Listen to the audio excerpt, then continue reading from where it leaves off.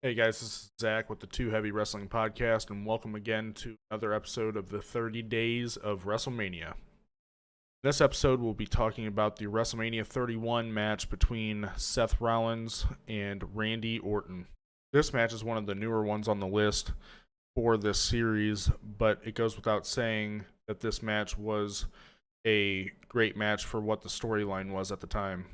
Of course, going into this match, the Authority was the hottest thing in WWE, and Seth Rollins and Randy Orton were a part of that group. But this match stemmed out of a turn on Randy Orton from the Authority, in which Seth Rollins put Randy out of action for a while. Randy was to join back with the Authority, but it wasn't long before the Viper and Randy Orton would strike against the Authority, finding that gap in their weaknesses to then strike and bring back down Seth Rollins. The story then goes on to play against Randy Orton, trying to be lured back in by the Authority, and basically once he turned again onto Seth Rollins, like Seth Rollins once turned on him, the match was pretty much set in stone. It's funny because the two people involved in this match are Triple H proteges, and Randy Orton being first involved with Triple H by being in Evolution, to then Seth Rollins being a part of the Authority once he had turned on the Shield. This was like a old school versus new school situation in which Randy Orton was now the veteran and Seth Rollins was the new guy, and they were trying to see who would come out on top in this match.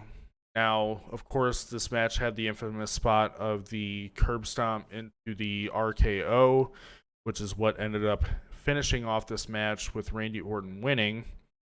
So Seth Rollins did take the loss in this match, but it goes without saying as well that that wasn't Seth Rollins' big moment of the night anyway, because that was also the night that he had his infamous Money in the Bank cash-in against Roman Reigns and Brock Lesnar.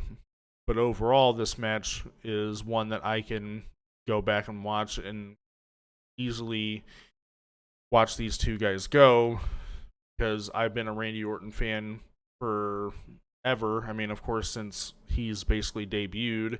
He is a St. Louis homegrown boy, and that's where we are here at Too Heavy, so always going to be a fan of him.